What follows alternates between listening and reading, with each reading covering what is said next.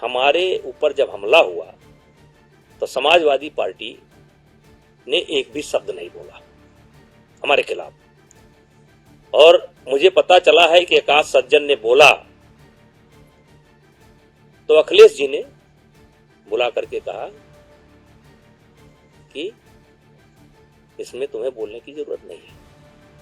तो मैं उस एहसान को मानता हूं और मानूंगा, लेकिन इसलिए मैं अखिलेश का ऑन कैमरा कह रहा हूं, मैं उस एहसान को नहीं भूलूंगा। ये एहसान आप याद रखें, बिल्कुल याद रखेंगे। जो व्यक्ति एहसान नहीं याद रखता है उसको नर्क में जगह नहीं मिलती है। धनंजय सिंह ने यह कहा कि अखिलेश यादव छत्रियों को टारगेट कर रहे हैं। देखिए, अब उन्होंने कहा होगा, लेकिन अखिलेश जी को इस विषय से बचना चाहिए था। बचना चाहिए था, हाँ, व्यक्तिगत हमले से बचना चाहिए था, क्योंकि जब पूछा गया व्यक्तिगत हमले से बचना चाहिए था। कानून व्यवस्था का सवाल उठा सकते थे, लीडर अपोजिशन है, उठा सकते थे, लेकिन किसी व्यक्ति की तरफ इंगित नहीं करना चाहिए था।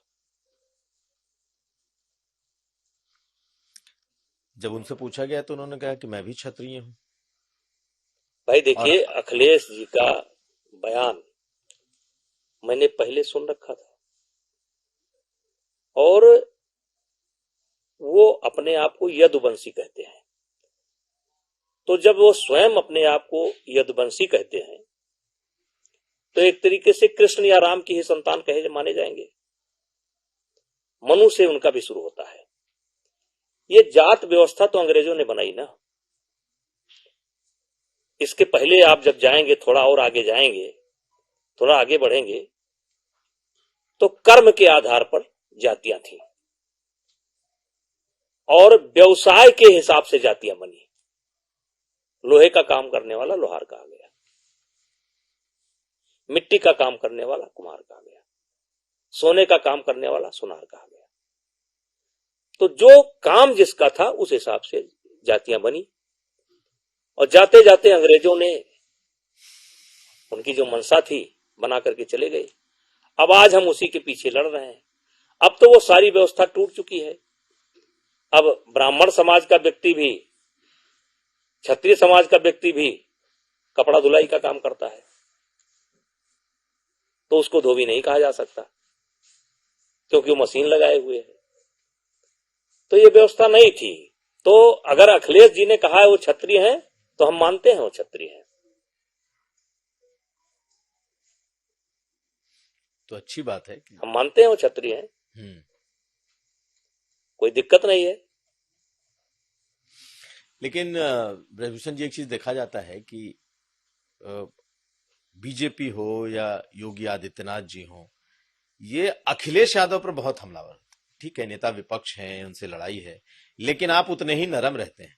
आपकी क्या वजह है कि अखिलेश यादव के प्रति खास नरमी आपकी? राजनीति में मेरे प्रणेता जो है अटल जी थे। राजनीति में मैंने अटल जी को देखा है, और कहीं ना कहीं उनकी जो वर्किंग थी उसकी छाप मेरे ऊपर है। मैंने मुलायम सिंह को देखा है, मुलायम सिंह की छाप भी मेरे ऊपर है। राजनाथ सिंह को देखा, कल्याण सिंह को देखा, सबको देखा है, तो सबसे कुछ न कुछ सीखा है। तो इसलिए मैं ये नहीं मानता कि किसी के ऊपर व्यक्तिगत हमला किया जाए। राजनीतिक हमला करिए आप, लेकिन अब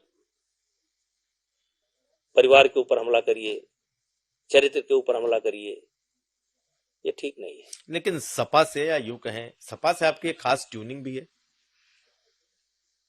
फिलहाल तो मेरी कोई ट्यूनिंग नहीं है। फिलहाल मेरी कोई ट्यूनिंग नहीं है, ये आप लोग गलत कह रहे हैं। मेरी कोई ट्यूनिंग नहीं है। मैंने सपा, हमारे ऊपर जब हमला हुआ तो समाजवादी पार्टी ने एक भी शब्द नहीं बोला हमारे खिलाफ, और मुझे पता चला है कि आकाश सज्जन ने बोला तो अखिलेश जी ने बुला करके कहा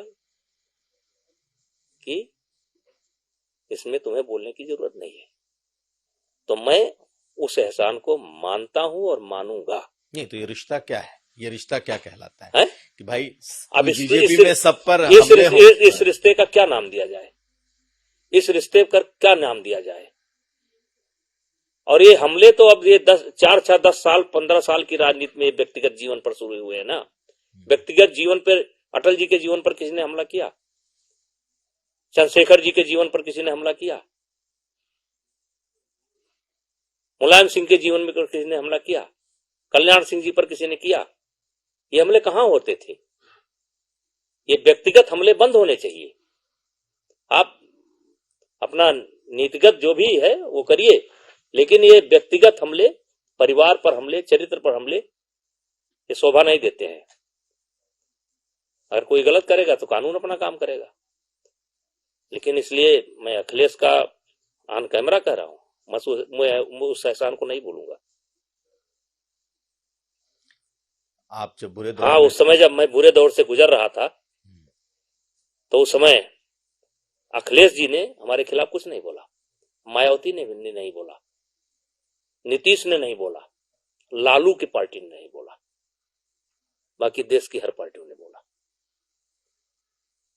ये एहसान आप याद रखेंगे? बिल्कुल याद रखेंगे। जो व्यक्ति एहसान नहीं याद रखता है उसको नर्क में जगह नहीं मिलती है। जो व्यक्ति किसी का एहसान भूल जाता है उसको नर्क में भी जगह नहीं मिलती है।